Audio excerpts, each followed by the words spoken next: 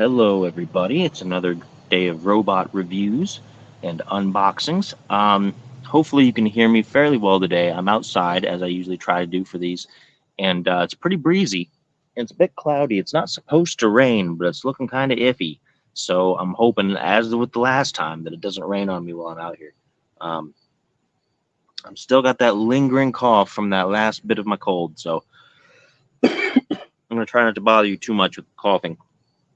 But I got the package right here.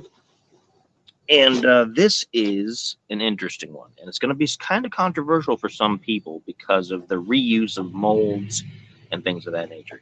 So we're going to open it up. I'm going to open it from the bottom because I've learned that occasionally they send you the wrong thing.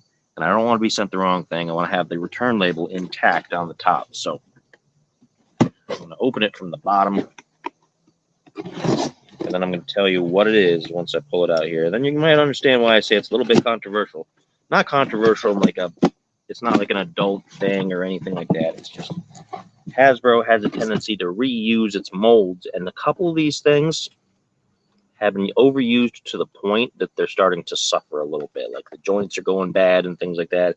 So I'm interested in how this one's going to stack up to the others. I have far too many of this mold. And while I say that, I have twice as many of the Seekers. But those are all different characters, so justifications, right? We justify our addictions in however way we think we can. So you've got the cardboard thing around the outside to keep it protected in transit. All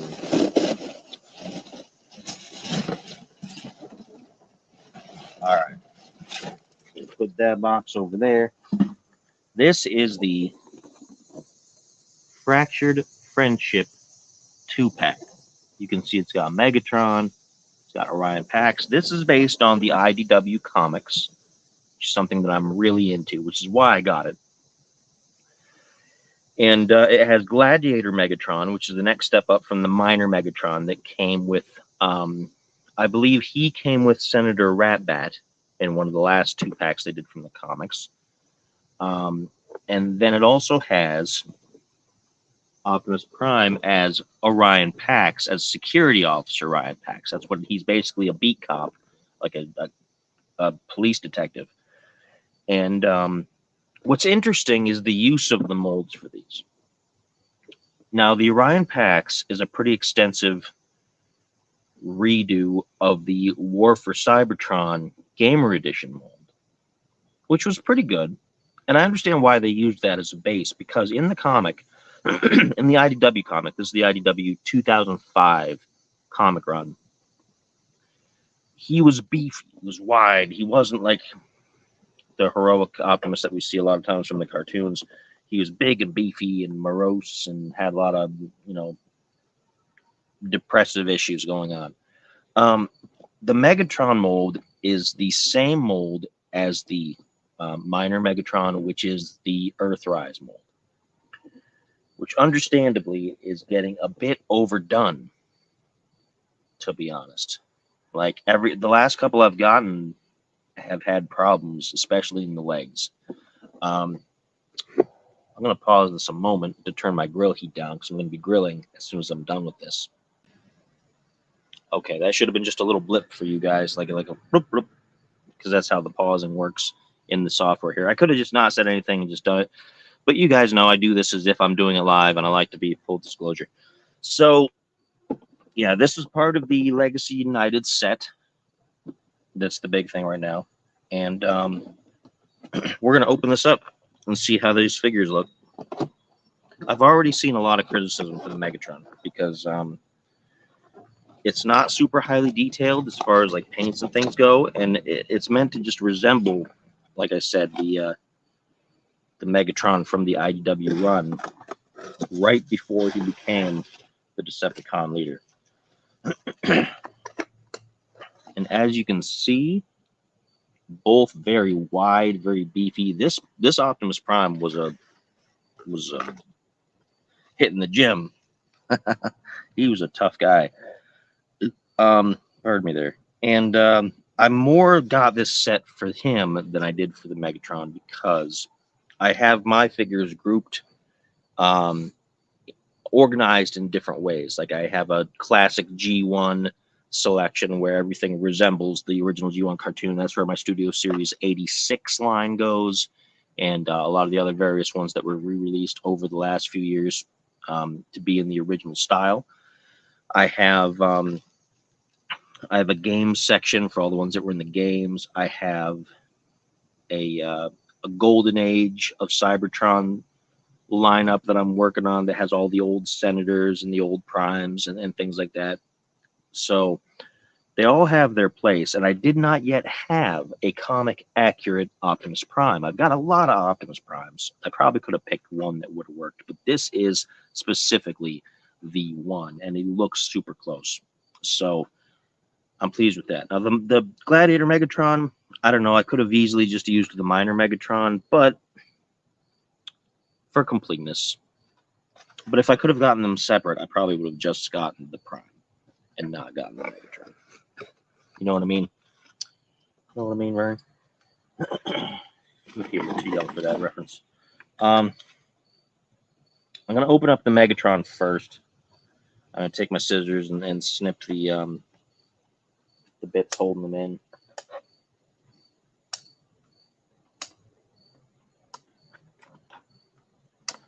Do that over the box here so that I don't lose any of it because I don't want any of that to pollute the yard.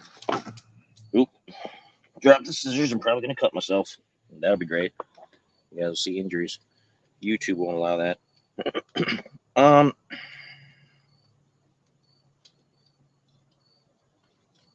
can already see some issues with the feet.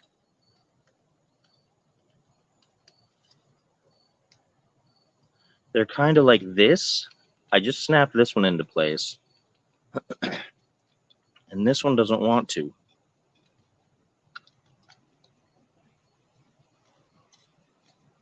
Which means he'll stand funny. There we go. Goodness. Because he's already really back heavy. This thing always tends to pull him back on this mold. Now, to be fair, the joints on this one actually feel pretty good compared to the last couple that I got.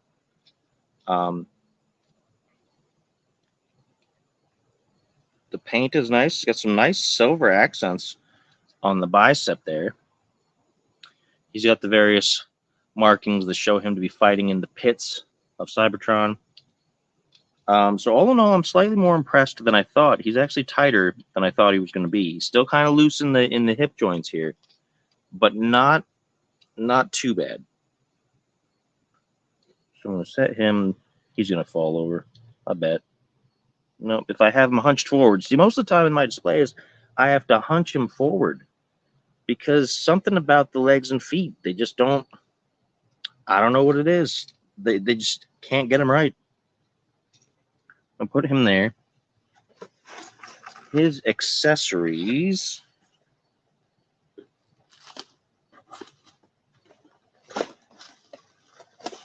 They come in the tissue, like a lot of them have in the modern era. And he comes with a couple extra. Oh, this is for everybody. So these go to Optimus, which we'll get in a minute. Even though Optimus has his own on the other side, that's weird. I don't know, but he's got his Energon mining pickaxe. He's got the bits for his drill, because since this is still based on the mining Megatron, he had not yet picked up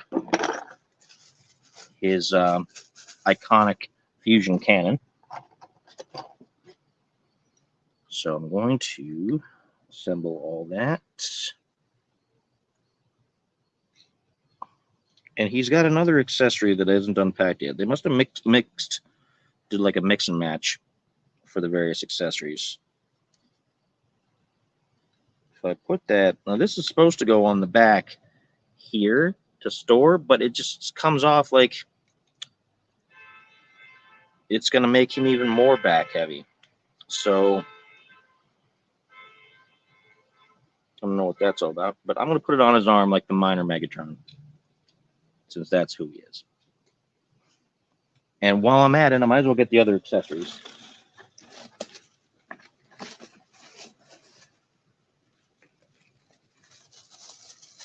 Again, in the tissue. And you got the new design of the gun, because the original War for Cybertron one didn't have this big gray piece in there. It was empty, so that you could attach it to the bare elbow, because they were supposed to be able to reconfigure their own bodies and stuff. So I'm going to take these out, put that down there.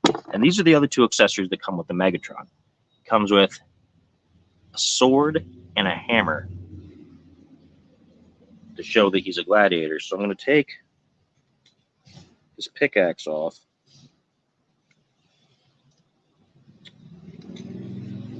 Put that along his back like that.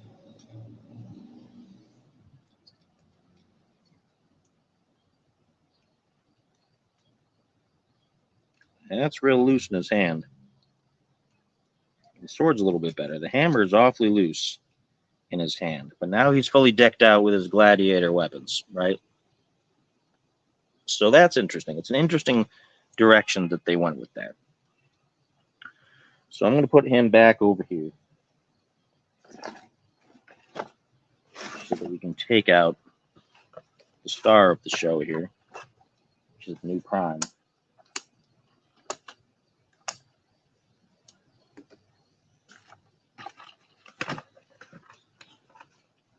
It's a buggy day today, by the way.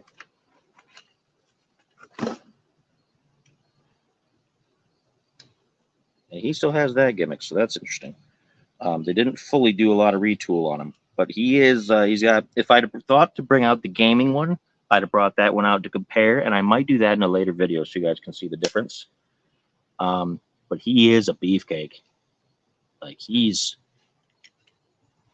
You see this guy coming to arrest you, and I don't think you're gonna be wanting to fight back too much.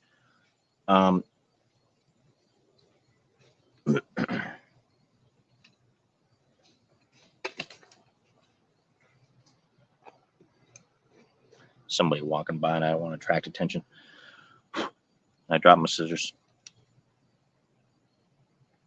But it has the same gimmick as the War for Cybertron gamer version, where you can take off the hand in order to attach weapons.